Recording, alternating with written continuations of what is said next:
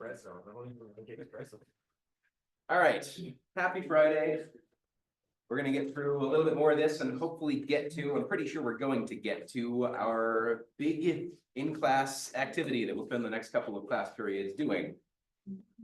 So it will be very sad for those of you on Zoom because maybe I can make a breakout room, but it's a 2-person activity and there are 3 people, so it's gonna be a little bit difficult. You'll have to play the game in private, private chats with each other. Maybe you can each have ongoing games with each other. It's even harder. Right. So we were talking about the law of large numbers last time. So we ended the class talking about the differences between a 2d6 and a 10d6.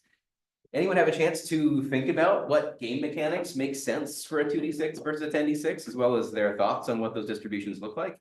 I mean, the minimum number you can possibly roll shifts every single time with the number. So the more larger numbers you have, the minimum starts to move up, Yes. as well as average and maximum as well.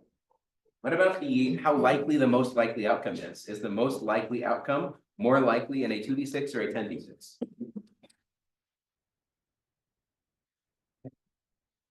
Speaking of more ways than you did, if we're taking Gaussian distribution of that normalized filter, the average becomes more and more likely the more data points you have. Both of you were wrong. The answer is a 2d6, and the reason is there are fewer outcomes. Yes, there are more combinations of ways to get that, but there are also way more combinations of ways to get everything. And because it's the numerator divided by the denominator, we have a larger numerator divided by a way larger denominator. So the 2d6 has the higher peak. You're more likely to roll a 7 when you roll a 2d6 than you are to roll any individual number in a 10d6. What is the middle of a 10d6? Yes. So you're more likely to roll a 7 with a 2d6 than a 35 with a 10d6, and significantly so. So it looks something like this, and it doesn't look like this becomes significant, but if we look at the actual height of these distributions, we can see that the tails of a 10d6 are basically non-existent out here. You're so incredibly unlikely to roll a 10 or a 60 that it's negligible. It won't happen, even if you roll 10d6 over and over and over and over and over and over and over. It is very, very unlikely for you to be able to ever get that. If you disagree with me, go home, grab 10 dice, come back to me and tell me if and when you rolled a 10 or a 60. I will probably be dead. Why is 35 not 30? Because it's the average of 1 and 6. So you take the lower plus the upper divided by 2. 1 plus 6 is 7 divided by 2 is 3.5.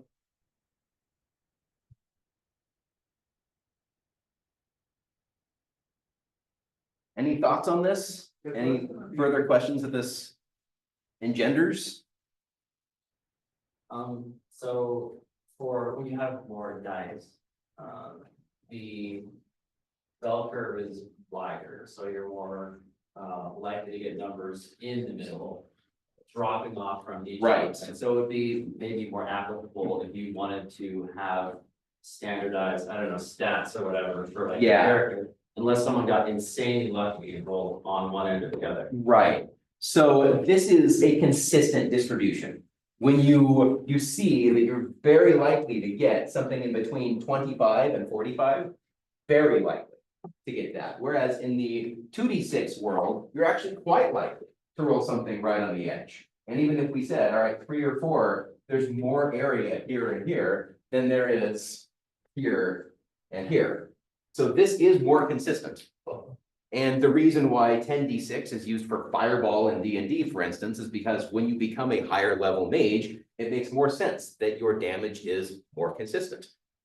Part of being a higher level means that there aren't wildly different outcomes when you cast a spell. Whereas when you're lower level, having a very wide distribution like this shows that maybe you don't have full control over your skills, and sometimes they're more effective than others because you haven't honed your craft to be able to be consistent with it yet.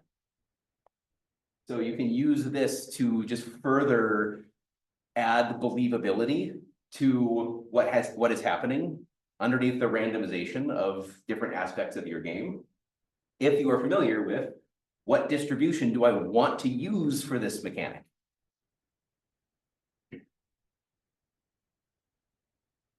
So game features where you want consistency, use more dice. Less consistency, use fewer dice. And then the height of that is going to be basically the size of the dice that you use. You can shift that higher or lower with the D6 versus D8 versus D20. You're still likely to get very close to the middle, regardless of what you do. You can scale the damage by the dice that you use. You can scale the distribution with how many dice you use. As well as the number of sided dice, because Yeah. the minimum of, if we have a maximum we want of 24. Where if we roll what the 46 versus 64, that's gonna be a lot different because the Yes. minimum also shifts. Yes. Yeah, the D4s are going to be more consistent because there's less distance between the minimum and maximum roll. Which means you're also more likely, but you are more likely to roll the extreme values over and over and over and over and over again. So just flatten out the curve a little bit too.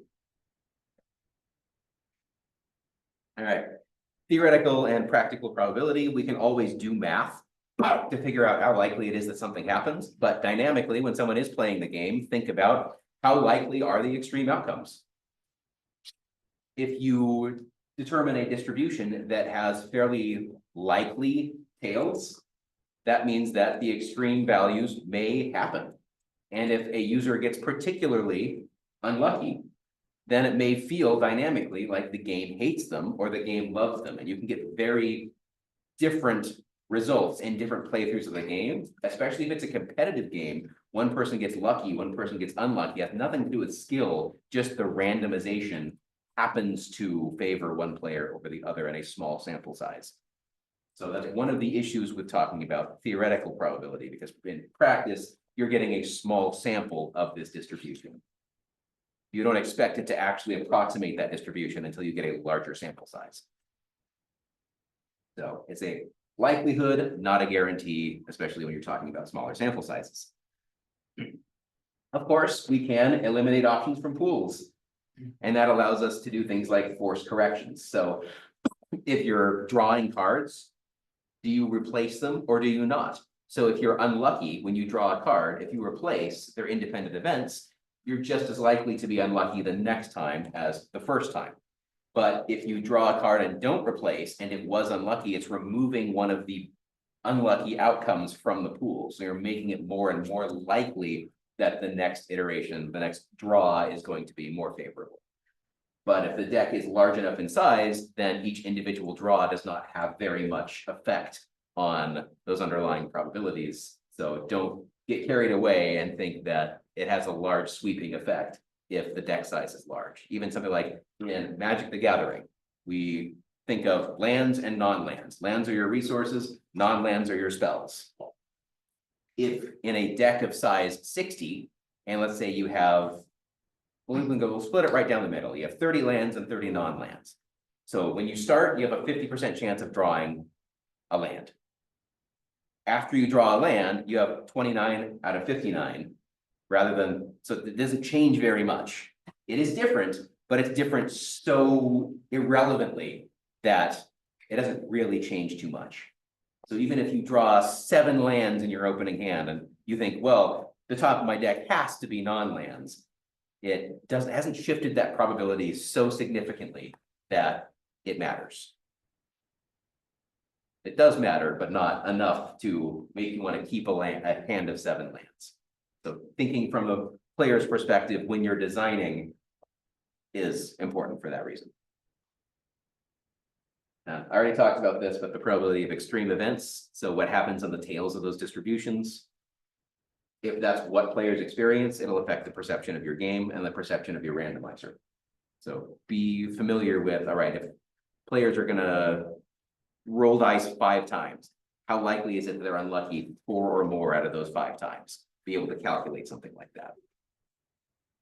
If you don't know the underlying parameters of your distribution, you can simulate with a program to try to figure out what those parameters are. The larger sample size you get, the smaller those error bars are going to be. Does that make sense? Does that need more elaboration? I don't really know people's statistical backgrounds.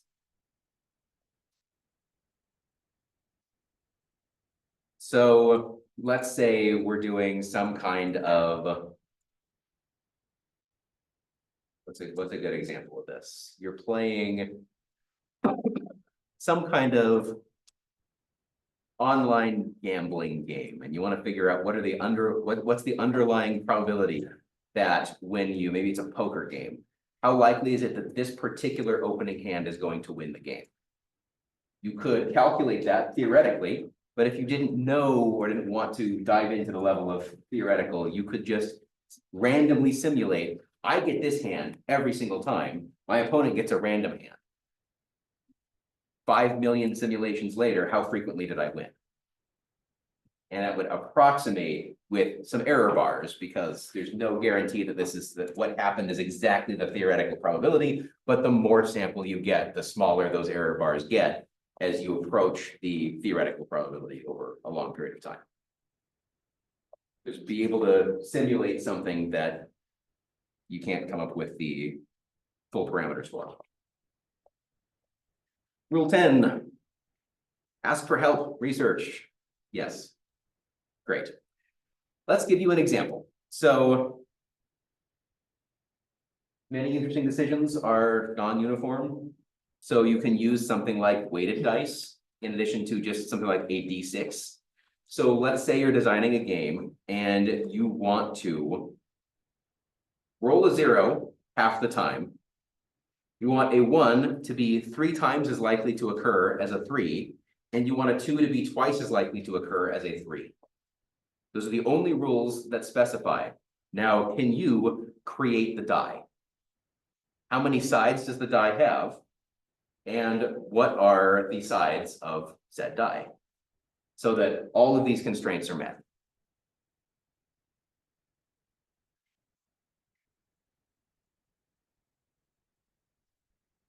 B12.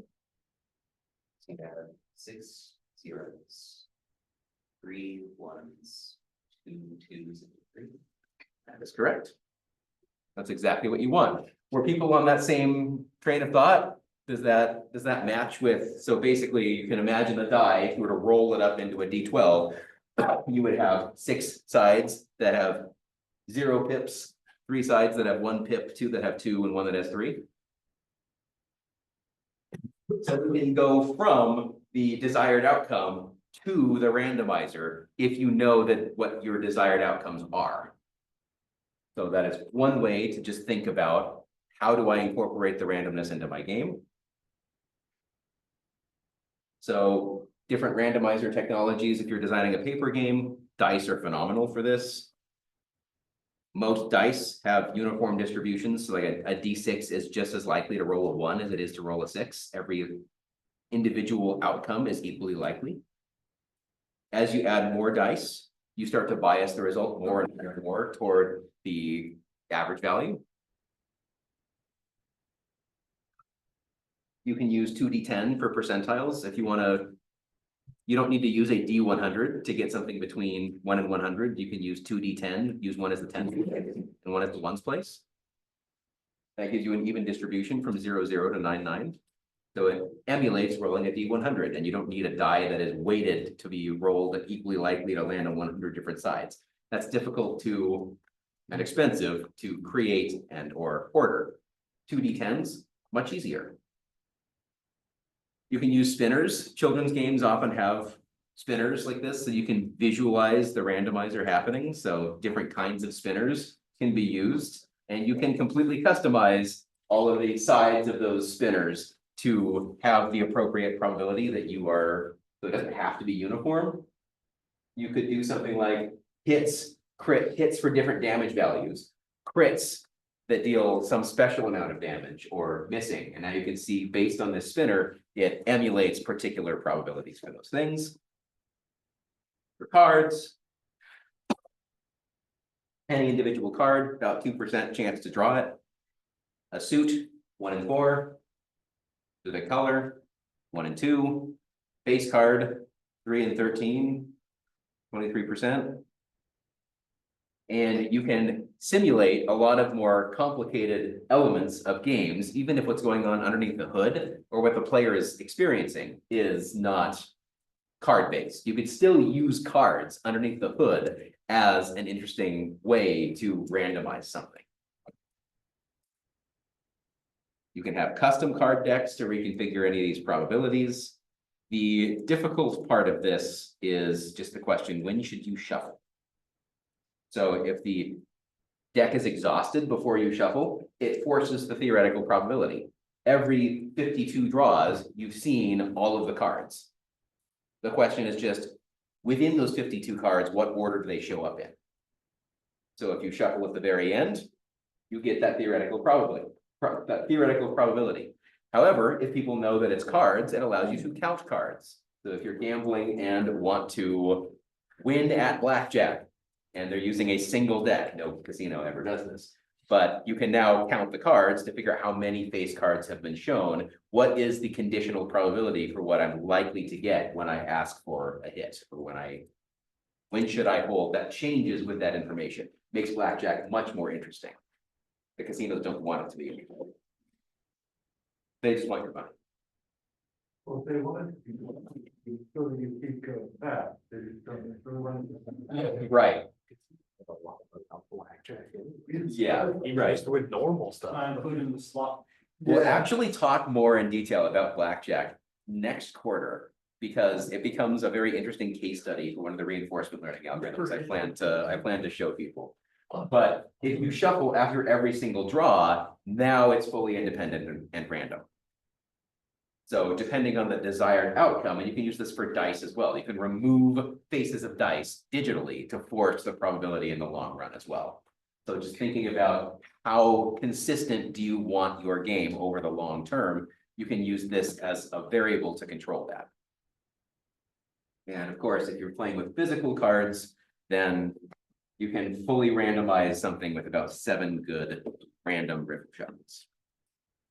All right, it's time for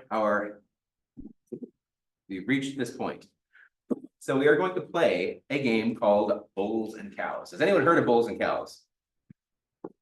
I know the things that they're named after. I know what a bull is, I know what a cow is. Has anyone ever played the board game Mastermind? Sounds. Colored pegs, guessing different colored pegs. So Bulls and Cows is just a numerical version of Mastermind. So instead of colored pegs, we are going to be guessing numbers. So it was the theoretical basis for Mastermind. Your goal is to guess your opponent's secret code. And this is going to be, it also is adjacent to Wordle, which was invented way after any of this, but it's very similar to the concept of a numerical Wordle. The code is going to start out, we're going to hard code this for the moment, and then we'll start playing around with this. It's a series of 4 digits between 0 and 9. So imagine something like a bike lock or some kind of lock that has 4 digits. You're going to split yourselves into pairs, and you're going to have a code owner and a code guesser. And when the code guesser guesses the code, you will trade roles. So for each guess, the guesser is going to receive back for their guess a number of bulls and a number of cows. Bulls state that the digit, or that there exists for each bull, the guess contained 1 digit correct in the correct place. And a cow is the digit was correct, but in the wrong place. So if I guess 1, 2, 3, 4, and I get 1 bull and 1 cow in response, I know 2 of those digits were correct. 1 of them was in the right place and 1 of them was not. I do not know which digits were correct or in which place, but now I structure my next guess based on the information that I got from that. And over a series of guesses, you will get more and more information, allowing you to to make it smaller, narrow down the search space. Thank you. My brain is not working today. Narrow down the search space to be able to make an educated guess about what the number is. So the goal of the guesser is to minimize the number of guesses that it takes to guess the number. So a bull is a correct digit in the correct place, a cow is a correct digit in the incorrect place. So you can imagine we have something like this. The secret code is 9305. The first guess is 1234. And we see that in fact, the 3 is a correct digit, but it's in the wrong place. So that entire guess, 1234, receives 1 cow.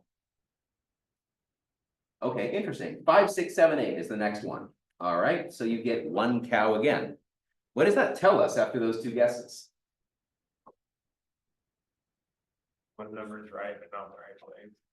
So either 9 and 0 are in the number, or there's repetition of digits. We're going to start disallowing repetition of digits, but then we will start allowing for repetition of digits and see how that changes the game. So assuming there are no repetitions allowed, now we know 9 and 0 are in the number. Okay, guessing 9012, we get 1 bull, 1 cow. Since we know both 9 and 0 are in the number, either 9's in the correct place or 0 is in the correct place, and 1 and 2 are not in the number. So it turns out the 9 is in the correct place, but we don't know that for sure. So we're going to keep the 9 and the 0 and guess some other numbers, 8, 7. And we still get back 1 bull, 1 cow. So now we know both 8 and 7 are also not in the number. Okay, 9205. Whoa, we get 3 bulls. So knowing that 90, one of those were correct. And we know they're both in there. Now we know we got both the 9 and the 0 in the correct place, because otherwise we would have gotten them as a cow. So the 9 is in the correct place, the 0 is in the correct place. We guessed a 2 and a 5 and got one of them being right. So the only thing that is left, we never guessed a 4 again. We never guessed a 3 again. So the last digit is either a 4 or a 3. It's not in the place of the 9. It's not in the place of the 0. Either the 2 was in the right place or the 5 was in the right place. So this person guessed the 5 and picked, of the 3 and the 4, the 3, and that turned out to be perfectly correct. So you can see how there's lots of logic built into this. So we are going to break into pairs and play this. What you should be thinking about while you play it. So as you play this, think about designing this game for sale. Think about the strategy for minimizing the number of guesses. Think about, with the best strategy you can come up with, how much information can you expect to gain on average from the first guess? How would you answer that question? Now you're designing it for sale. How many guesses should the guesser be allowed before they lose? If you want winning and losing to be equally likely, according to the information that you gather, how many guesses should the user be allowed before the average person wins half the time and loses half the time? And then after you play with it for a while, start thinking about, all right, there were 4 digits here. What if we added a 5th digit or a 6th digit and or allowed repetition of digits, or changed the base of the number? So instead of being in base 10, now we're in, let's go extreme, binary or hex. Imagine making this a multiplayer game. There are multiple guessers. How could you add some mechanics to this game to make it some kind of interesting competitive multiplayer game? So these are all the questions. I'll just leave this up for you to figure out. But yeah, find someone to play with and see if you can understand. I'm going to call this the mathematical shape of the game. Play it enough to get an understanding or an idea of how this plays out, but then start to take your knowledge of math and apply it to trying to understand this game. How would you design this? Let's get going. Yeah, sure.